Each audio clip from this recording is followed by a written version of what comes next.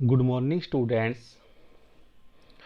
प्रिय विद्यार्थियों, आप सभी का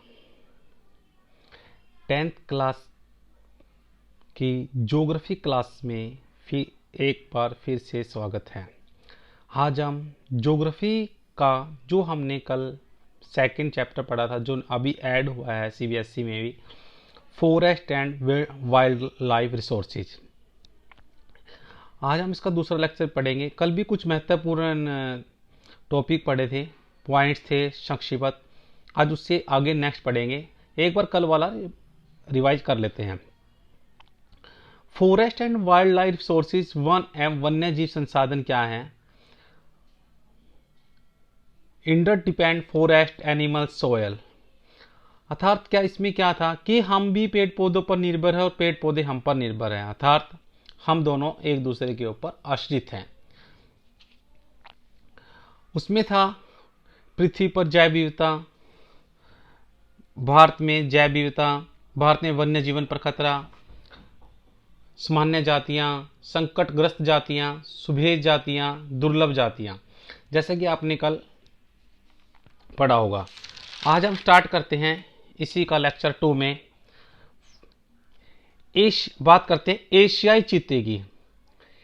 एशियाई चीता स्थल पर रहने वाला संसार का सबसे तेज स्तनधारी है। क्या बोला है? एशियाई चीता स्थल पर रहने वाला संसार का सबसे तेज स्तनधारी है। यह बिल्ली परिवार का एक विशेष सदस्य है। इसको अंडरलाइन कर ले सभी स्टूडेंट्स। क्वेश्चन पूछा जाएगा, एशियाई चीता किस परिवार का? बिल्ली परिवार का एक विशेष सदस्य है जो 112 किलोमीटर प्रति घंटा की गति से दौड़ सकता है।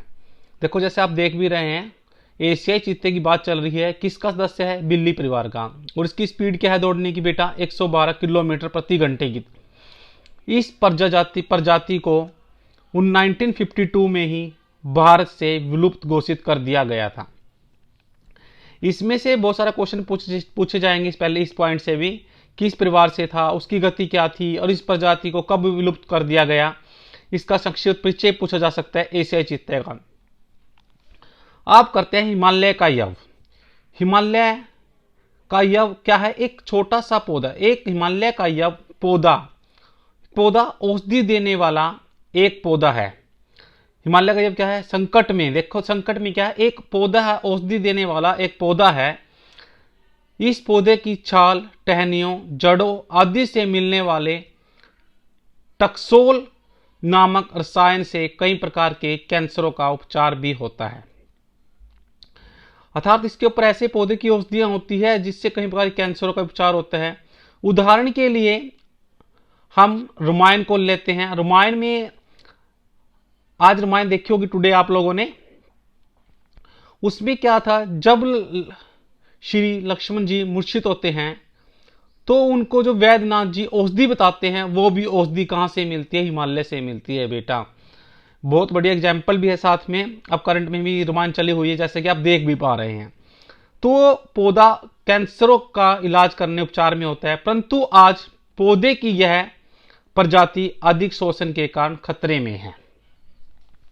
आगे पढ़ते हैं भारतीय वन्य जीव सुरक्षा अधिनियम। भारतीय वन्य जीव सुरक्षा अधिनियम 1972 में भारतीय वन्य जीव सुरक्षा अधिनियम लागू किया गया। क्वेश्चन आता है, भारतीय वन्य जीव सुरक्षा अधिनियम कब पास किया गया बेटा? 1972 में। इसको पास करने का उद्देश्य आवासों की सुरक्षा करना था। सुरक्षित प्रजातियों की एक अखिल भारतीय सूची भी जारी की गई है। परिणाम स्वरूप केंद्रीय तथा कई राज्य सरकारों ने राष्ट्रीय पार्क तथा वन्य प्राणी संरक्षण स्थल भी स्थापित किए हैं। अब आती है भाग परियोजना।